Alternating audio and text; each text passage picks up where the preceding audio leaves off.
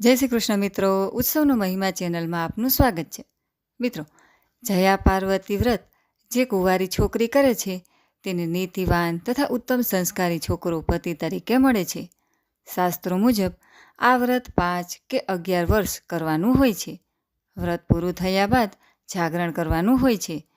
જયા પાર્વતી વ્રત શિવ અને માતા પાર્વતીની પૂજા અર્ચના કરવાનું વ્રત છે. આ વ્રત અષાઢ સુદ તેરસથી શરૂ થાય છે, જે 5 દિવસ ચાલે છે. જયા પાર્વતી વ્રતમાં મીઠું વર્જિત મનાય છે.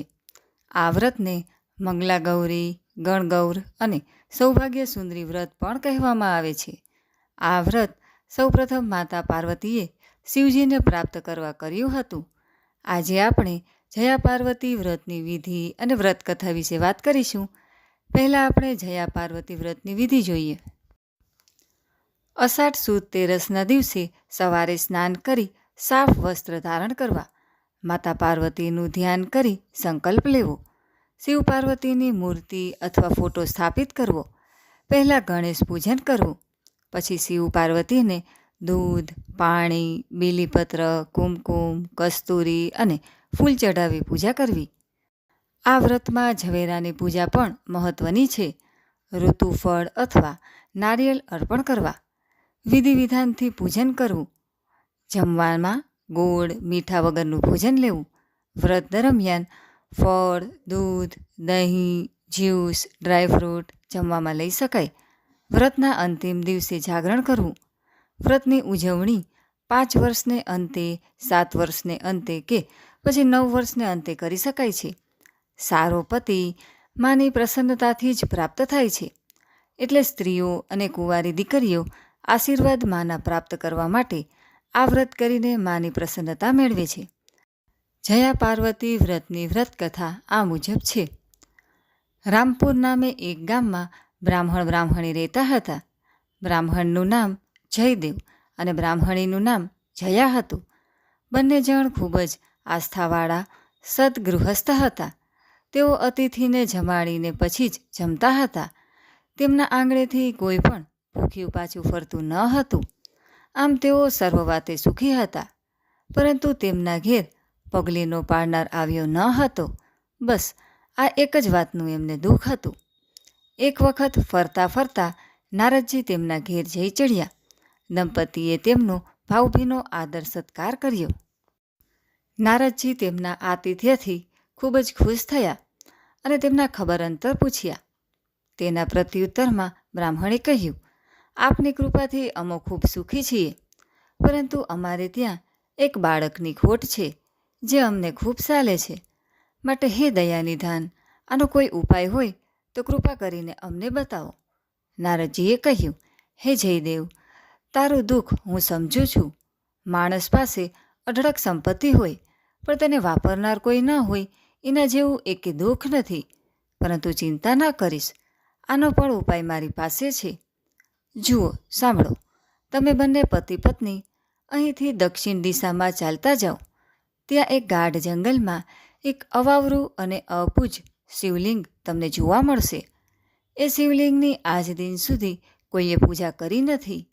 પરંતુ જો તમે બંને ત્યાં જઈને રહો અને શિવલિંગની ભક્તિભાવપૂર્વક દરરોજ પૂજા કરો તો ભોળા શંભુ જરૂર તમારી મનોકામના પૂરી કરશે.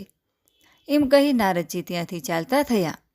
બીજે દિવસે વહેલી પરોઢે જયદેવ અને જયા નારદજીના કહેવા પ્રમાણે દક્ષિણ દિશા તરફ ચાલી નીકળ્યા. ચાલતા ચાલતા તેઓ ગાઢ જંગલમાં આવી પહોંચ્યા. ત્યાં આવીને જોયું તો તેમને એક અવાવરું શિવ મંદિર જોવા મળ્યું. એ જોઈ તેઓ ખૂબ રાજી થયા અને તેમણે ત્યાં રહેવાનો અને શિવજીની પૂજા કરવાનો મનસૂબો કર્યો. જયદેવ અને જયા બંનેએ મળીને ત્યાં બધું સાફસૂફ કરી નાખ્યું અને ખૂબ ભક્તિભાવથી તેઓ શિવલિંગની પૂજા કરવા લાગ્યા. ઘણા વર્ષો સુધી તેમણે ભગવાન શિવની પૂજા કરી, પણ ભગવાન તેમના પર પ્રસન્ન ન થયા. આથી તેઓ મૂંઝવણમાં પડી ગયા. તેમને હૈયામાં ફાળ પડી કે શું અમારી સેવા પૂજા આરાધના નિરર્થક જશે? શું ભગવાન અમારી ઈચ્છા નહીં પૂરી કરે? તેમ છતાં તેઓ શ્રદ્ધાપૂર્વક ફરી પાછા શિવજીની ઉપાસનામાં લીન થઈ ગયા. એક દિવસ જયદેવ ફૂલ વીણવા ગયો તે ગયો, પાછો ન ફર્યો. આથી જયાને ચિંતા થઈ. તે બેબાકડી બની ગઈ અને તરત પતિને શોધવા નીકળી પડી. જંગલમાં એક ઝાડ નીચે આવીને જોયું તો તેનો પતિ મૃત હાલતમાં પડ્યો હતો. તે સર્પદંશના કારણે મૃત્યુ પામ્યો હતો. પોતાના પતિની કરુણ દશા જોઈ તે રડવા લાગી. એવામાં ત્યાં પાર્વતી આવી ચડ્યા. તેમણે જયાને રડવાનું કારણ પૂછ્યું. જયાએ પોતાનો પતિ સર્પદંશથી મૃત્યુ પામ્યો એ હકીકત કહી સંભળાવી.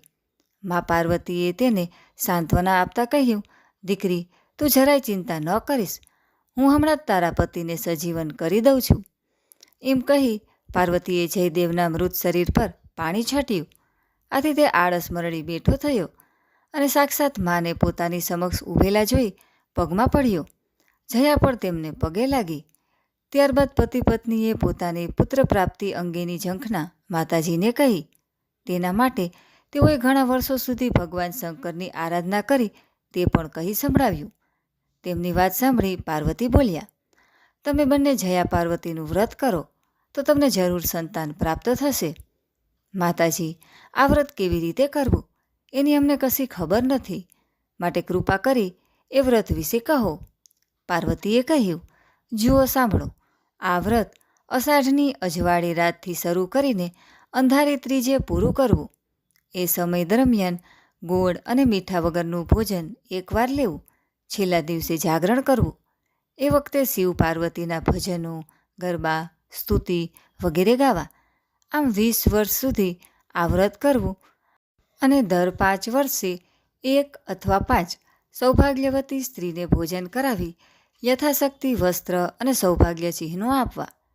આ પ્રમાણે વ્રત કરવાથી નિઃસંતાન સ્ત્રીને સંતાન પ્રાપ્ત થાય છે અને સ્ત્રીનું સૌભાગ્ય અખંડ રહે છે. એમ કહી પાર્વતી અંતર્ધ્યાન થઈ ગયા.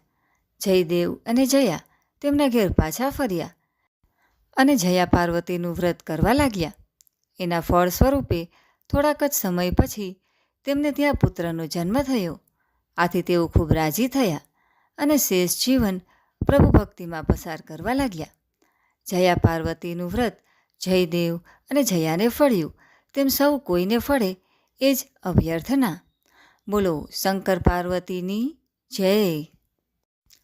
તો મિત્રો, આજના વિડીયોમાં આપણે જયા પાર્વતી વ્રતની વિધિ અને વ્રતકથા વિશે વાત કરી. વિડીયો પસંદ આવે તો લાઈક તથા શેર કરી અમારી ચેનલ જો તમે પહેલીવાર જોઈ રહ્યા હોય તો સબસ્ક્રાઈબ કરવાનું ભૂલશો નહીં.